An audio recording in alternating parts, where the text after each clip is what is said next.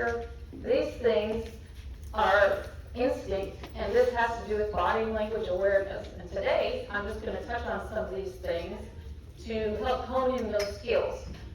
Jade is handing out a little packet for you guys to take home with you that has basics of learning body language that maybe you did know, maybe you didn't know, but it sure helps you cue in on things and how to deal with people in a little bit different manner. So what is body language? Body language has to do, again, with your facial expressions, eye contact, posture, gestures. Body language is communication without spoken words. It can attach and support what someone is saying, or it can absolutely contradict it. And everybody always likes to know, well, what if someone's lying to me? What are the things I can look for? We're going to get to that. Give me just a minute, and I'll give you some clues and things that you can watch for if you feel like somebody's being deceptive. But we can also use this tool in learning how to navigate communication with people. It ties in with first impressions, relationships, leadership, dating, parenting, sales, customer service, and even jobs. People make first impressions quickly, sometimes within seconds. They say, a first impression can last forever, and 99% of that comes from body language alone. The golden rule of reading body language is you can't look at just one trait. So if somebody says, oh, they have a crossed arm, well, a crossed arm could mean one thing, but if they have two crossed arms and they have their body leaning away from you and they have a stern look on their face, those clusters of things compile what we consider a body language cue. So when we look at these things together, that is where you're like, oh, okay, this is probably what they're saying without even using their words. Our facial expressions. They say all the time that the eyes don't lie, and this is very true even with body language. If you're around somebody and they're smiling at you, generally you see it in the eyes, there's crinkles in the face, there's crinkles in their brow. This is how you know someone's genuine, truly interested, and they will show you that with their eyes alone. Someone who doesn't have those marks and they're smiling at you, it's like you don't get that same impression. If I'm smiling at you and I don't have any movement in my eyes or my face, automatically your mind says, what's off? So this is your brain telling you, without even you knowing, there's some body language here that maybe you should pay attention to. Well, they got good Botox. That's right, or a lot of it. So you can watch for genuine smiles, or tight lips, which could indicate somebody is angry, or if they purse their lips at you, furrowed brows, raised eyebrows, and when people raise their eyebrows in a conversation can mean something entirely differently, how they raise their eyebrow. A genuine smile involves the mouth, the cheeks, the eyes. A fake or forced smile often only involves the mouth. Tension around the jaw or lips right here indicates stress and restraint. So these are things that you can kind of look for on first contact with people. Some of the common eye contact examples that you often notice if there's something in question is if you're talking to someone and they're looking away when they answer, maybe that's something that would cue you in that maybe there's some deception involved. Or if they hold eye contact longer than intended, that can be aggression. If I'm staring at you, because the average person will make eye contact, hold it for a few seconds, and then move on. They may return, but when you stare at somebody intently, either you're trying to divert them, you're trying to overly take the situation, or you're trying to impress something that isn't accurate. So if somebody's intently staring on you, usually one of those things come into play. If a person answers a question, refuses to make eye contact with you, there could be deception. One of the things that they teach us when we do this is when you ask a person a question, how they look up and to the right or up and to the left is a huge indicator. one of the key things you can remember is if someone looks up and to the left, this is the brain's way of trying to recall or remember something. So if you've asked someone, what did you do last night? And they look up and to the left, they're like, oh yeah, I did da-da-da. If they look up and to the right, that is the brain's way of creating or telling a story or coming up with something. So if you ask a person, a child, an employee, something that you want to know what the answer is, note when you talk to your mom, look up and to the left. If you ask a question and they up and to the right, this is the brain's way of saying, I need to tell a story. Where if it's truthful, they're going to go up and to the left. So that's just one of the few keys that you can look at if you feel like somebody is being honest or dishonest. Which way did they look? Now you can take that and you can compile it with a few other things that we'll touch on as well. So we also have to deal with posture, how people carry themselves, how their shoulders are. Are they standing straight up, which is confidence? Are they forward? These things also play in. Uncomfortable postures may include hunched over shoulders, or if I'm leaning away from you while you're talking to me, or if I turn my feet towards the exit. If you're sitting having a conversation with somebody and they cross their arms like this, or their legs like this, and you're talking to them, that is a 100% sign of resistance. So if I call someone in for a meeting and I'm like, we need to discuss blah, blah, blah, and they do this, their mind right then has already cut you off. And so if they turn their feet this way or toward the door, the brain is saying to them, how can I leave? So mentally, they checked out of the conversation before you even began. And at that point, if you see that, you can step back from that conversation and go, okay, rather than we address the situation, you talk about things that aren't so forward or make them feel attacked. So if you wanted to have a true dialogue with that person, you're going to have to find a way to get them to uncross or ask them to hand you something or touch a hand or something like that, because that's the only time you're going to get them to open up. Our body, our torso, is the most protected part of our bodies. It's where our heart lives. And so when you're talking to people and they are being deceptive or they feel threatened, the first thing we do is want to cover that vital part of our body. If we don't have our hands to do that, you may see people put things in front of them or get a pillow and put it on their lap. People create barriers, natural barriers, whenever they feel threatened or attacked. Or if you see the deception, the eye look the other way, or some of the other cues we talk about, you'll also see people do that because they don't want to be found out. And so you create barriers around yourself to keep people from finding out the true details. When you compile these things with several of the other issues we were talking about, you really get to get a total picture of a person or what their emotional state is within a matter of seconds.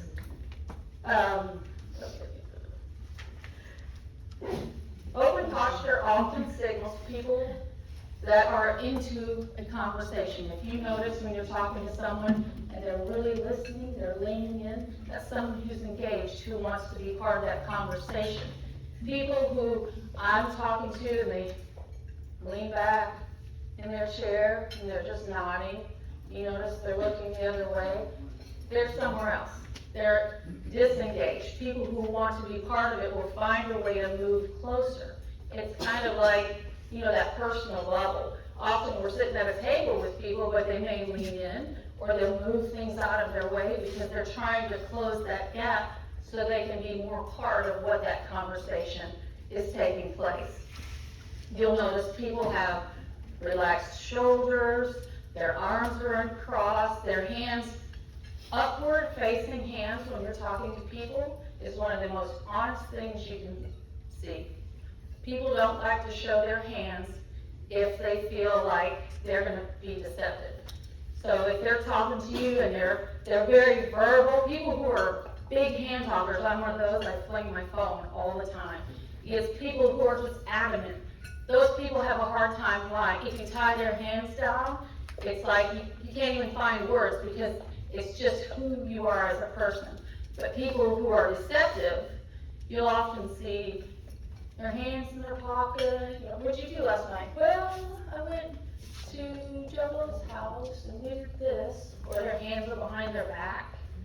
Or if they're sitting at a table, they'll be down here under the table.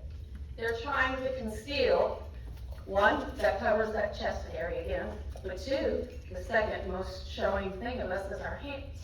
So they'll conceal that. And if you see people doing that number, sitting down and hiding while you're asking them questions or discussing things, most likely there's some deceptive actions, or they're trying to protect something. Nervous habits people commonly show when you're talking to them will be ring twisting, tapping the fingers, foot tapping, crisscrossing the legs, cracking their knuckles. If you're talking to a person and they just can't stop, something in that conversation is making them very uncomfortable. So just little cues like that, which seem normal, they're just like, oh, I'm anxious. No, because when you sit at your desk, you spin your ring and tap your toe.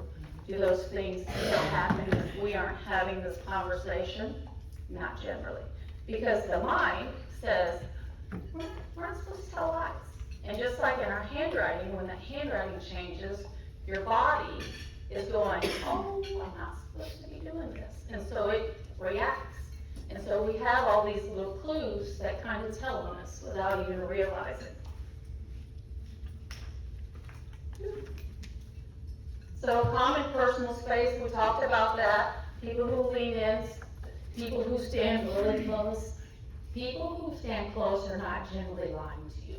Because we generally want to distance ourselves from lies.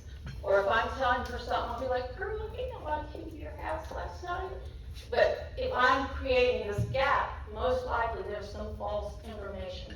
Because our brain goes, no, but you didn't.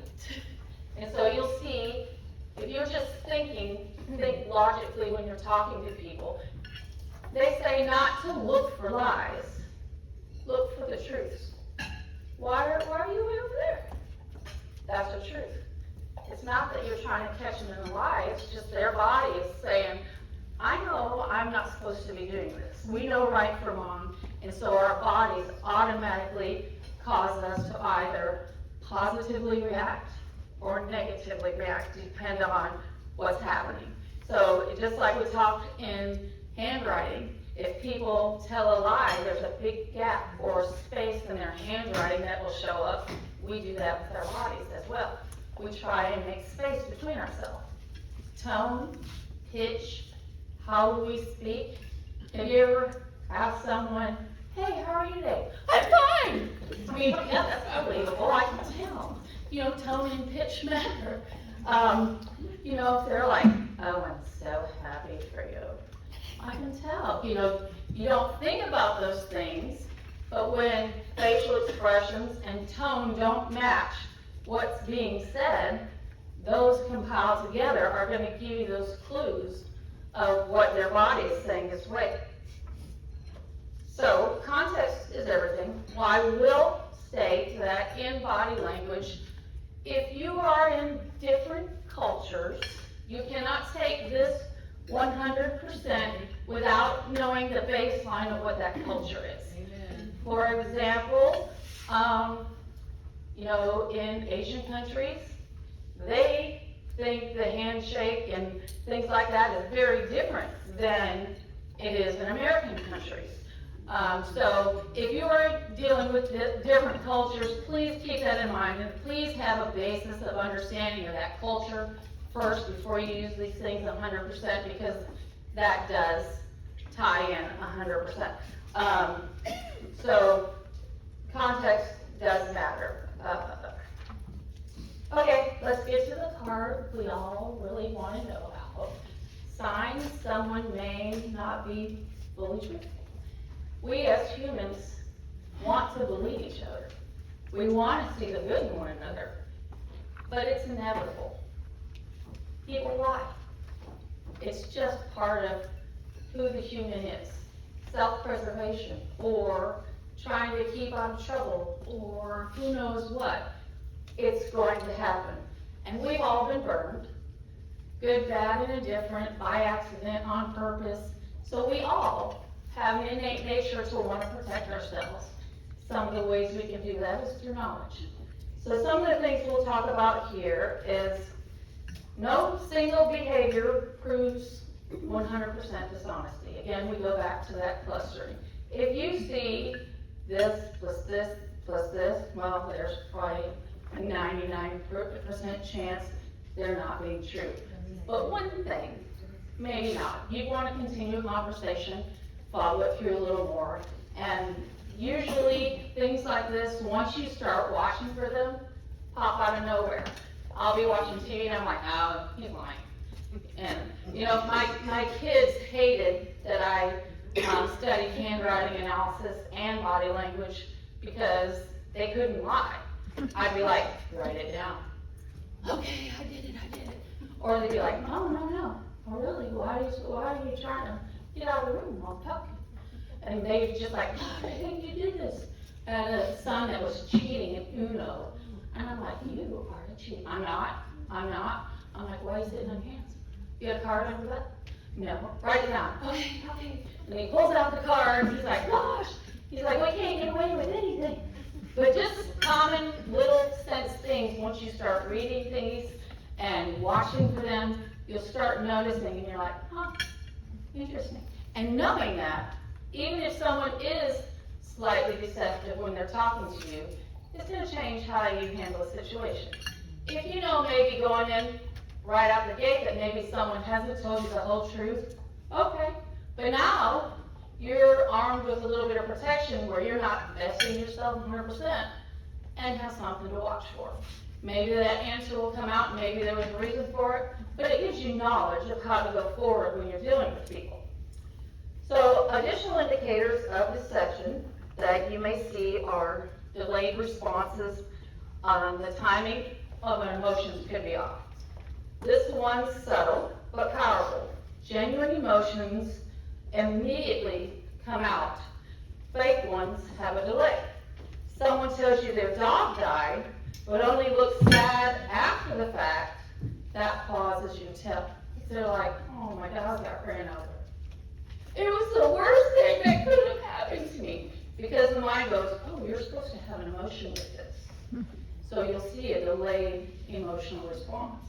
Or if they're like, oh my God, I'm so happy for you. Girl, come give me a hug. And then they get all excited. Okay, maybe not, they're real happy for you, but they're trying to, fit in or cover an emotion or be part of that moment. Also, the over-explaining or the TMI.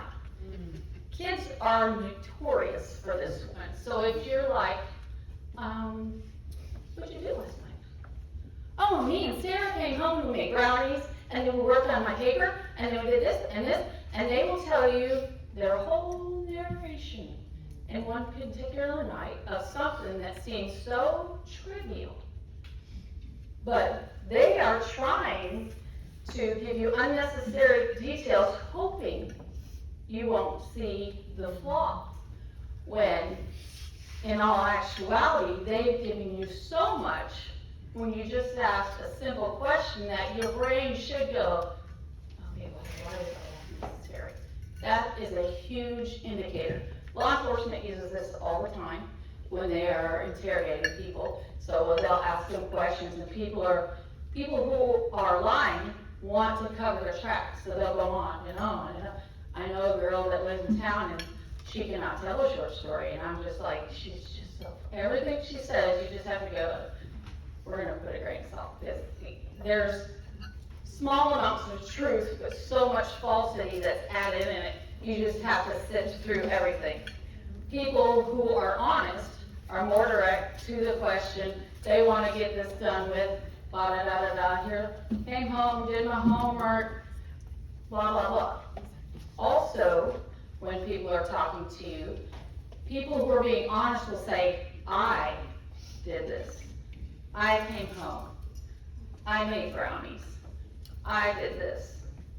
People who are telling falsities, often the brain makes that I go away because they know they didn't do it. They'll say, well, came home last night, made some brownies, ran a bath, petted the cat, but they didn't say I did any of those things. They leave the I, the personal factor, out of it, and that's a huge indicator because their brain is making them cause distance. And 90% of the time, they don't even realize they're doing it. It's because the brain says, no, that's not right. Also, you see inconsistent tone and voice pitch changes, like I demonstrated earlier. This comes up in basically every interrogation manual that's out there. When people lie, especially about something that makes them anxious, their voice tends to go higher. So they get pitched up. And so if they're talking, you wouldn't believe I wasn't even there. You know, the part where they start lying, their voice goes up higher. If somebody's telling you the truth, they can be monitored because what do they have to be worried about? And so little things like that tied in with the overtelling and looking the wrong direction when you ask them a question, their feet turned this way. Okay, now you have a whole bunch of clues that their body has just told you there's a whole bunch of stuff in here that's not quite accurate. Again, watch for the hands, like we talked about. That is a huge one. Are they talking? They hands up, showing you their palms. Are they hidden under here? Huge. Are they hiding them in their pockets? Putting them in a bag, on a pillow? If they're doing that, they're trying to conceal those hands. Should be a cue. Something is off. Breaking normal eye contact patterns, like we talked again. If they are constantly doing something where they don't have to look at you when they're talking and, you know, most likely there's some deception because the brain's going, you didn't do this. You shouldn't be saying what you're saying because it doesn't calculate to the brain and the body. So if you see the tight jaw, defensive postures, again, these are things that the more you watch for them in correlation together, that you will see pop up. So better ways you can practice reading people, do it on TV. Watch your kids interact. Just see how they do this, how they do that. A couple other things that we saw huge in law enforcement is if you're asking somebody a question and they're like, you would not believe what happened to me. This tendency to cover your mouth when you talk and you're telling grave details, that's the mind's way of going, that's not true, I need to cover this up. Whatever I'm talking about, there's a falsity here because your brain is trying to cover it. So they'll put their hand here. Or if you ask them very direct questions, do you run over my cat? And they're like, no, I don't run over your cat. They start rubbing their nose or their mouth. That's a good indicator. They're touching their nose and their mouth when you ask them direct questions. And one of the very final ones is if I look at you and say, hey, did you flatten my tire? And you're like, no. Or they say, no. You would not believe how many people do that. When the mind knows, yes, I did. I would never do that to you. but the mind is going, but I didn't. So when they're saying no, and their head is bobbing yes, believe the body language. Or if they say yes, I did, can you believe it? And the head is doing this. It's hard, I'm having to focus, do this really, because your mind is off from your head. So like, you say yes, I mean, if you try it, say yes and try, at the same time say yes and shake your head no. You really have to make yourself do it. It's a forced, so, but the brain automatically does it. And if they're like, yes, blah, blah, blah, I did that. And their head's doing this, no, precious, you didn't. But everyday applications, we can use all of these things in better communicating with people. I gave you a little thing there with a couple visuals. Some of these things you can take and use every day in work settings, with, again, kids, families, boyfriends. Combine this with the handwriting. You're set up. Did anybody have any questions? Also, body language comes through a phone. How you answer the phone, we can tell if you're smiling or not. Oh, absolutely, because that pitch ties in. Absolutely. So, does anybody have any questions? Just so they know, I have seen it throughout the years, of people lying to you and standing, your mom and I standing back, and we can tell when you know somebody's lying. It's like, oh, you know.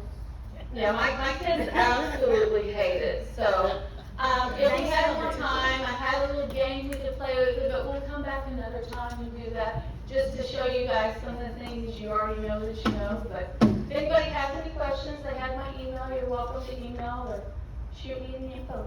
Thank you so much. Yeah.